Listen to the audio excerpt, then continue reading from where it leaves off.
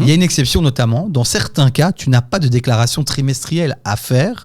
C'est au bout d'une année où tu dois faire ce qu'on appelle un listing TVA. C'est ça, Fouad ? Alors oui, ce que tu cites là, c'est le régime des franchisés ou le régime des petites sociétés. Concrètement, ça veut dire quoi pour faire simple ?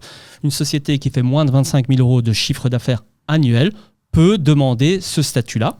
Ce n'est pas une obligation, tu peux le demander. Ça te dispense de quoi ? Ça te dispense de faire des déclarations TVA, tout simplement.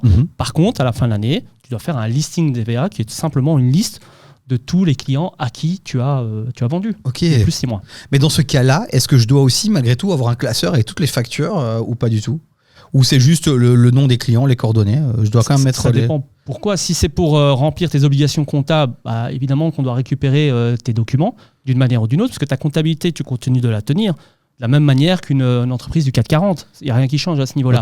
Par contre, pour la TVA, effectivement, il n'y a pas de déclaration. Ok, donc ce que je retiens, c'est que si je me projette sur une année et que je me rends compte que potentiellement je vais faire moins de 25 000 € de chiffre d'affaires, dans ce cas-là, je dois avoir dans le coin de ma tête que je peux profiter de ce régime franchisé où j'ai pas de déclaration trimestrielle à faire et donc j'ai payé moins cher mon comptable. Je sais pas s'il y a un lien direct entre le fait il y a ou pas, on est en franchisé ou pas et on va payer plus ou moins cher son comptable. Je pense pas qu'il y ait un lien direct. Par contre, ce qui va se passer, effectivement, tu n'as pas de déclaration de TVA à faire, donc ton comptable potentiellement va se dire j'ai un peu moins de boulot, je vais peut-être facturer moins.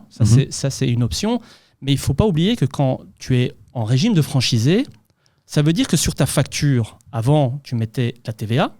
Là, tu n'en mets plus. Mais à l'inverse, quand tu reçois une facture, d'accord, tu vas recevoir une facture avec TVA. Sauf que là, tu ne peux plus la récupérer. Et ça, c'est l'inconvénient aussi de ce régime-là, c'est que tu factures peut-être pas TVA, mais tu la récupères pas non plus. Donc, ça veut dire que si j'achète un ordinateur pour mon entreprise, il n'y a pas de « ouais, mais j'ai récupéré la TVA ». Non.